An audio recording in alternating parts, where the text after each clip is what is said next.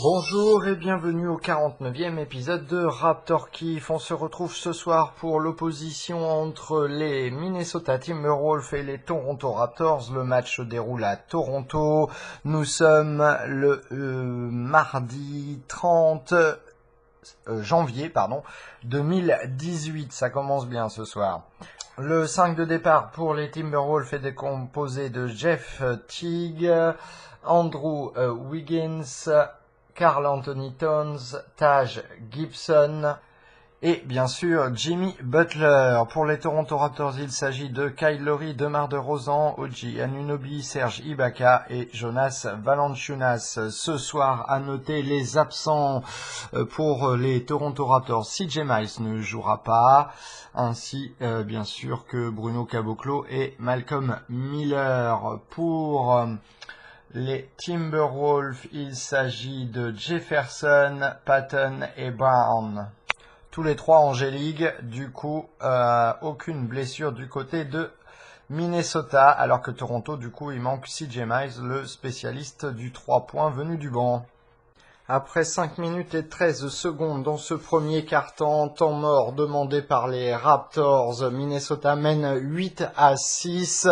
La défense est plutôt bien posée des deux côtés vu le peu de points marqués jusqu'à maintenant, mais c'est aussi un manque de réussite encore une fois du côté des Raptors qui est à noter pour le moment. Cela dit, c'est des deux côtés la même chose, c'est pareil aussi pour Minnesota et la défense y est forcément pour beaucoup. Il reste 2 minutes 44 dans le premier quart-temps et les deux équipes sont à égalité, 17 partout. Faute sifflée contre les Raptors sur Dieng, ce qui permet au coach de Minnesota d'appeler un temps mort. À la fin du premier quart-temps, les Minnesota Timberwolves se sont envolés puisqu'ils mènent 27-19. Si ce n'est pour la dernière action magnifiquement menée. Remise en jeu de la part de DeRozan, il reste moins de 4 secondes à jouer et qu'il envoie directement au bout de la raquette adverse à Jakob Poeltl qui en 2 dribbles arrive à aller inscrire un panier à l'intérieur. Et donc ce qui permet aux Raptors d'avoir 19 points dans ce premier quart-temps, mais ils en ont alloué 27. Les Minnesota Timberwolves qui ont réussi quasiment tout ce qu'ils ont entrepris dans les 3 dernières minutes du match, ce qui leur permet de mener de 8 points. Dans le deuxième quart-temps, 3 minutes 36 de jouer et Minnesota qui mène 36-23. Ils ont accéléré et comme ce n'est pas leur habitude pour ceux qui suivent un petit peu Minnesota, Tom Thibodeau, le coach, a alloué entièrement une unité venue du banc à jouer ce début de deuxième quart-temps et cela paie ses fruits puisque ils arrivent à prendre le dessus sur les Raptors et donc maintenant à mener de 13 points. Pourtant la défense est plutôt bonne du côté des Raptors, c'est un très bon taux de réussite du côté de Minnesota qui applique une très bonne méthode offensive et qui fonctionne contre les Raptors. Il reste 5 minutes 23 dans ce deuxième quart-temps et Minnesota mène toujours 45-35. Ils ont mené jusqu'à 13 points pour le moment.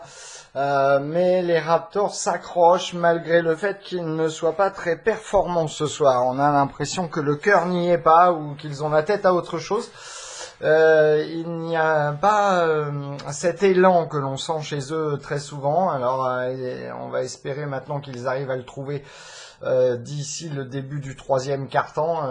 C'est souvent le cas contre les très bonnes équipes. Ils se laissent complètement déborder par la vague adverse en début et après ils réagissent. Alors j'espère qu'ils réagiront pas trop tard cette fois-ci.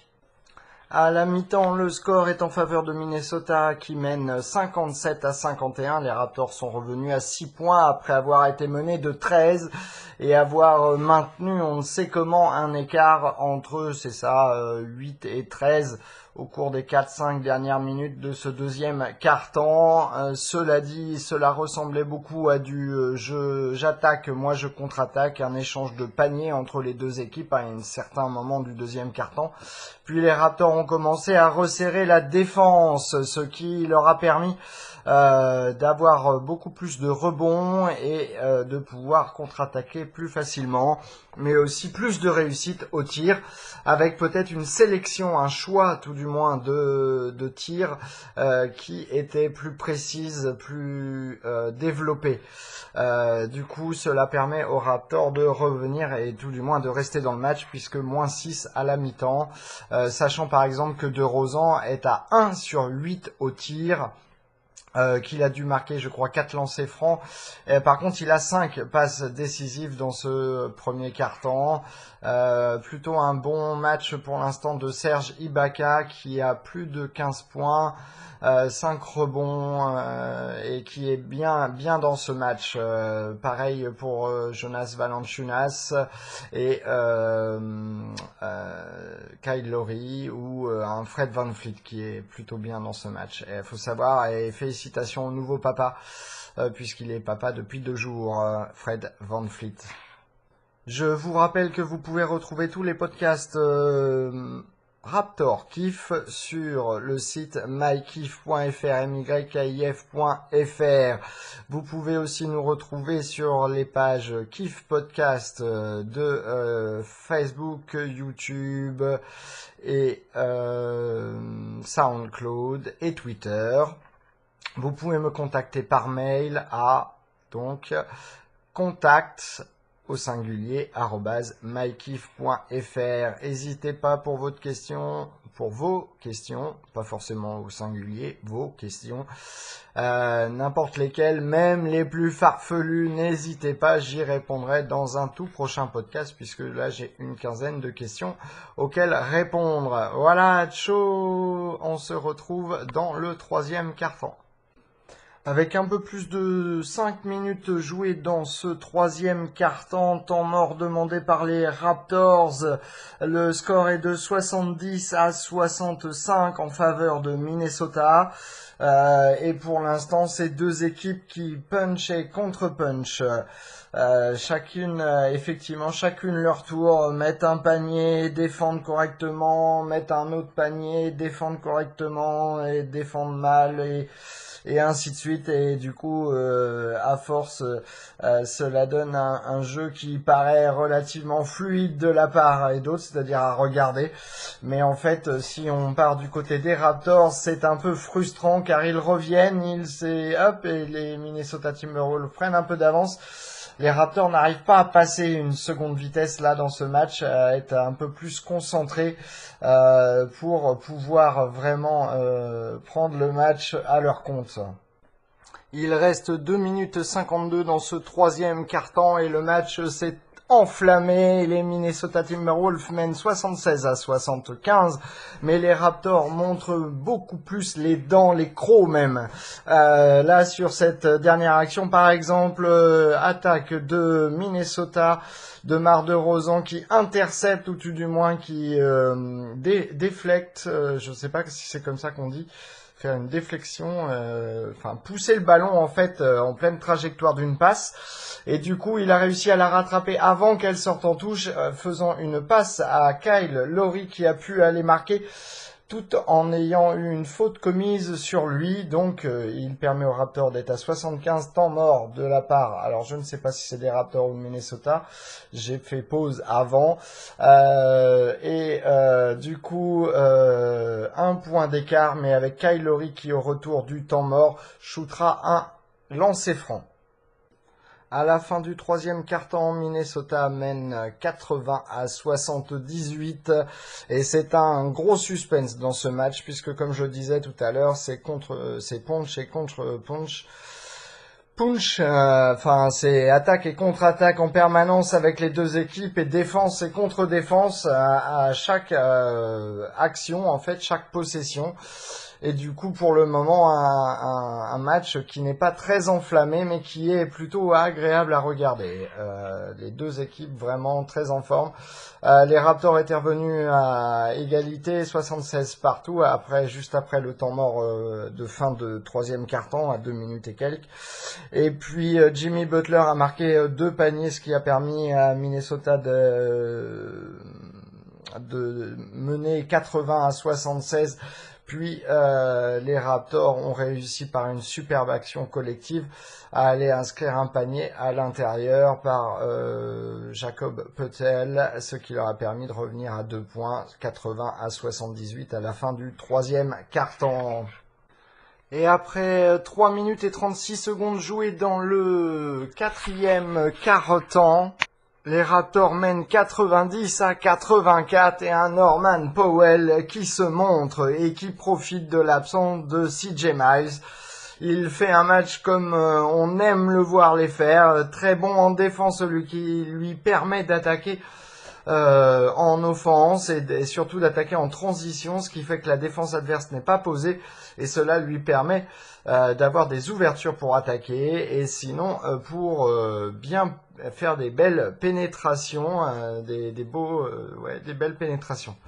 Et les Raptors qui ont du coup pris l'ascendant dans ce match, on avait cette impression depuis le début du troisième quart-temps, même à la fin de la première mi-temps, on avait senti ça dans les 2 dernières minutes que les Raptors avaient trouvé les failles et du coup c'est vrai qu'à force d'attaquer, contre-attaquer, il y en avait forcément une des 2 équipes qui allait céder et là pour le moment, je dis bien pour le moment puisqu'il reste 8 minutes 24 à jouer dans ce quatrième quart-temps, les Raptors ont pris l'ascendant 90-84. Il reste 4 minutes 50 tout pile à jouer dans ce quatrième quart-temps et les Toronto Raptors mènent 94-89. Rien n'est joué dans ce match. Les Raptors ont pris à un moment donné un petit écart et pour l'instant ils arrivent à peine à le maintenir puisque Minnesota met une grosse pression en envoyant toute son unité du 5 du départ sur le terrain presque depuis le début, je dirais, de ce quatrième quart-temps. Ce qui pousse vraiment les Raptors à devoir jouer à leur meilleur niveau. En tout cas, là, il y a ballon pour les Raptors après ce temps mort, puisque le temps mort a été appelé après un ballon sorti par Minnesota. Ce qui fait que pour le moment, je vous rappelle, il reste 4 minutes 50 et Toronto mène à 94-89. Il reste 2 minutes 51 dorénavant dans le quatrième quart-temps et les Raptors mènent 101-94. Minnesota appelle un temps mort. Et le match est vraiment serré en fait. C'est vrai qu'il y a 7 points d'avance pour Toronto, mais tout au long du match, cela a été ça. C'était attaque et contre-attaque et défense contre défense, si on peut dire. Et du coup, là, c'est toujours le cas. Minnesota a mené dans la première mi-temps, puis les Raptors ont grignoté et pris de l'avance du coup dans la deuxième. Et là, à la fin du match, ça reste très serré. Tout peut encore basculer. Il reste 1 minute 01 et j'aurais dû me taire puisque j'avais raison, tout est encore possible. Minnesota est revenu dans le match plus près en tout cas puisque 7 points on peut pas dire que c'était beaucoup. Et du coup les Raptors pour l'instant mènent 103-101, ballon pour les Raptors au retour de ce temps mort. Mais très mauvais choix de tir en fait pour les Raptors qui ont tenté des tirs soit difficiles soit trop rapides, donc mal préparés et n'ayant pas la bonne productivité qu'il faudrait. Tandis que Minnesota a su profiter des opportunités offertes par la défense de Toronto. Et les Raptors remportent le match 109-104 par 2 belles actions de DeMar DeRozan. D'une part, un beau panier après une pénétration et un petit flotteur qui est rentré. Et ensuite, 2 lancers francs qu'il a tirés et réussis qui ont permis aux Raptors de prendre le large. Et enfin, sur la dernière l'avant-dernière offense du coup, de Minnesota, Jonas Valanciunas fait un très bon rebond défensif qui lui permet, puisqu'il est fauté, d'aller marquer lui aussi 2 lancers francs. Et puis Minnesota va inscrire en toute dernière seconde un panier à 3 points, ce qui ramène le score du coup à 109 à 104. Mais une très belle victoire pour les Raptors qui ont su démontrer à quel point il ne faut jamais baisser les bras, surtout quand on est en face d'une équipe d'un tel calibre en fait, et d'un calibre équivalent en termes de talent. Du coup, c'est plutôt une belle victoire, surtout une belle revanche après ce qui s'était passé à Minnesota. On passe tout de suite à la feuille du match. OG Anunoby a joué 15 minutes, 3 points, 3 rebonds, une passe décisive, 1 sur 2 au tir, qui étaient tous deux des 3 points, aucun lancer franc.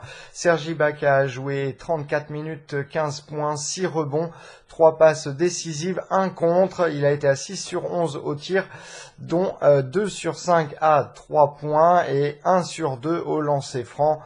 Jonas Valanciunas, quant à lui, a joué 28 minutes, 18 points, 11 rebonds, une passe, un ballon volé. Il a été à 8 sur 12 au tir, et dont 0 sur 1 à 3 points. Et il a marqué 2 lancers francs sur 2 tentés avec 3 rebonds offensifs. DeMar DeRozan, 36 minutes, 23 points, 4 rebonds, 8 passes décisives, un ballon volé, 6 sur 18 au tir, ce qui est pas terrible, 1 sur 6 à 3 points, mais 10 sur 11 au lancer franc. Tandis que Kyle Lowry, lui, a joué 33 minutes, 15 points, 3 rebonds, 9 passes décisives, 4 sur 10 au tir, dont 2 sur 6 à 3 points, 5 sur 5 au lancer franc. Sur le banc, Fred VanVleet a joué 21 minutes, 10 points, 2 rebonds, 2 passes décisives, 4 sur 7 au tir et dont 1 sur 3 aux 3 points, 1 sur 1 au lancer franc. Au-dessus, nous avons Delon White, 16 minutes, 2 points, 1 rebond, 2 passes décisives. Il a été à 0 sur 4 au tir, dont 0 sur 1 à 3 points. Par contre, il a marqué 2 lancers francs. Pascal Siakam a joué 13 minutes, 3 points, 2 rebonds, 2 passes décisives. 1 sur 3 au tir, il n'a pas tenté de 3 points, et 1 sur 3 au lancer franc. Jacob Poeltl a joué 19 minutes, 12 points, 4 rebonds. Il a été 4 rebonds et 2 contre. Il a été 6 sur 7 au tir. Il a eu 4 rebonds offensifs. Norman Powell, enfin, qui réalise un bon match. En 19 minutes, 8 points, 3 rebonds, une passe décisive, 1 contre. C'est un ballon volé, pas de passe décisive. 1 contre, et donc il a été à 3 sur 7 au tir, dont 2 sur 5 à 3 points. Voilà, c'est tout. On en termine là pour les joueurs en individuel. Et pour l'équipe au total, donc, qui a marqué 109 points, 39 rebonds, 28 passes décisives. Donc, très bon collectif ce soir, ça fait plaisir. 3 ballons volés seulement ce soir, 4 contre, 2 pour Minnesota. Ils ont été à 39 sur 81 au tir, ce qui est un peu moins de 50%, 48,1. 9 sur 29 à 3 points, ce qui leur donne 31%, et 22 sur 26 au lancer franc. Ils n'ont attrapé que 9 rebonds offensifs, ce qui, je suppose, n'est pas beaucoup, si je compare, bien entendu, à Minnesota, qui pour leur part du coup ont fait une fiche de 104 points, 40 rebonds, bon, équivalent à Toronto finalement, 21 passes, 4 ballons volés, 2 contre, donc comme je disais 4 pour Toronto, mais bon, c'est pas un match où il y a eu beaucoup de contre. Par contre, ils ont eu un meilleur taux de réussite que les Raptors, 42 sur 85, 49,4% de réussite, 5 sur 12 aux 3 points, donc ils en ont quand même tenté beaucoup moins que les Raptors, et 15 sur 24 au lancer franc. Ils ont eu 10 rebonds offensifs. Quand on regarde les stats, on se demande pourquoi les Raptors ont gagné, et je dirais que c'est le cœur. Les Raptors ont mis plus de cœur dans la deuxième mi-temps dans ce match, et cela a payé. En ce qui concerne les étoiles et les flocons, ce soir, il n'y aura pas de flocons parce que malgré un premier quart-temps relativement médiocre de la part des Toronto Raptors, puisqu'il était mené à la fin du premier quart-temps 27-19. On ne peut pas dire que c'était catastrophique. Ils ont quand même gagné les 3 derniers quart-temps et ont permis, du coup ça leur a permis de revenir sur le retard de 8 points qu'ils avaient à la fin. Même ils ont eu un retard, je crois, de 13 points à un moment donné. Cela n'est pas très important dans un match comme de NBA en fait. Donc non, très bon match de la part des Raptors, très bonne défense face à une très bonne équipe, il faut quand même le rappeler, très bonne équipe des Minnesota Timberwolves, qui sont à l'heure actuelle 4e de la conférence Ouest, juste derrière les Spurs d'ailleurs. Et ma première étoile, du coup, revient à l'esprit d'équipe de cette équipe, puisque 28 passes en offense, je crois, sur 37 ou 38 paniers réussis. C'est un beau taux de passes par panier réussi, c'est même très bien. Donc voilà, un bon état d'esprit d'équipe en offense, mais aussi en défense, puisque après un premier quart-temps, je vous dis, qui a été plutôt mitigé quand même, ils ont bien su réagir et encaisser l'attaque vraiment brutale des Minnesota Timberwolves en fin de première mi-temps et pendant tout le deuxième quart-temps. Et ensuite, ils ont su complètement tourner le match à leur avantage, remonter au fur et à mesure, puis prendre le devant. Donc cet esprit d'équipe et cette hargne que souvent on peut voir pour les Raptors fait plaisir à voir. Ma deuxième étoile va revenir à Norman Powell, puisqu'il fait un très bon match malgré une feuille de stats qui n'est pas énorme. Ça faisait plaisir honnêtement de le voir comme ça, il bougeait tout, et c'est ce qu'on dit, quand la défense va bien, l'offense va beaucoup mieux. Et là aujourd'hui on a pu voir qu'en défense il était bien posé, qu'il était bien aux beaux endroits quand il fallait, ce qui lui permettait d'intercepter des ballons ou d'en déflecter, et ou même de pousser l'adversaire à faire des tirs difficiles. Ma troisième étoile reviendra à Jonas Valanciunas, qui encore une fois a démontré qu'il était en très grande forme et qu'il avait compris le nouveau système offensif des Raptors, et qu'il avait surtout compris que cela l'avantageait, puisque s'il faisait circuler le ballon, il le recevait en très bonne position pour pouvoir inscrire des paniers ou tirer même de ce qu'on peut voir dorénavant des 3 points, ce qu'il ne fait pas assez, puisque c'est un très bon shooter à 3 points, je crois à 40% cette saison, c'est très bien 40%, et il n'en prend pas assez. Il ne se positionne pas assez dans les pick and roll hauts pour pouvoir shooter ce 3 points qui pourrait être utile pour ouvrir encore plus le terrain en offense.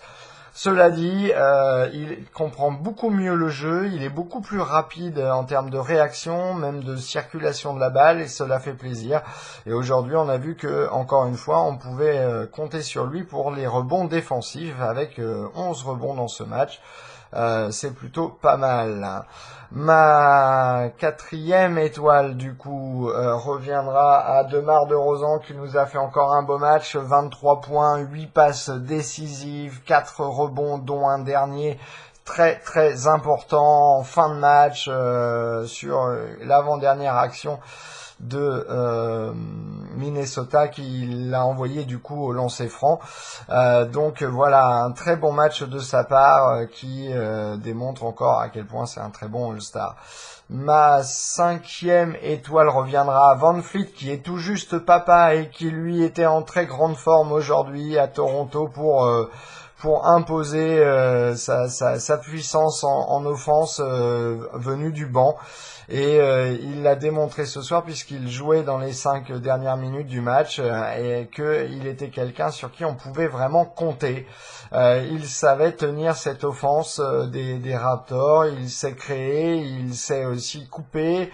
Il est un très bon défenseur sur les positions 1 et 2. et très agile quand il doit défendre un 4. Et c'est vraiment très bon joueur et ça fait plaisir à voir. Honnêtement, ce soir. Voilà, bon, c'en est fini pour ce soir. Je vous dis à très bientôt pour le prochain épisode de Raptor Kiff qui verra les Toronto Raptors se déplacer. Je pense que le match est, jeudi soir, c'est ça, contre Washington à Washington. Le match aura lieu à 1h du matin le jeudi 1er février. Du coup à 1h du matin le vendredi 2 en fait, heure française, mais bon c'est pas grave. Donc jeudi 1er février heure de Toronto, les Raptors affronteront les Washington Wizards. Voilà, cette saison du coup les Raptors sont maintenant 34 et 15 défaites, 34 victoires, 15 défaites et sont à 1 point au goal average des Boston Celtics. Et une confrontation intéressante contre Washington, puisque Washington vient de battre ce soir les Oklahoma City Thunder par un bel écart, de belle manière en fait. 102-96, pour vous dire que Cleveland a perdu contre les Détroit Pistons qui, oui, il faut le dire, hier ont échangé Tobias Harris, Avery Bradley et Bogdanovic contre Blake Griffin et Willie Reed, et qu'aujourd'hui aucun des nouveaux joueurs arrivés de Détroit ne jouait, donc vraiment une équipe du coup en large infériorité et qui pourtant s'est débrouillée pour vaincre les Cavaliers.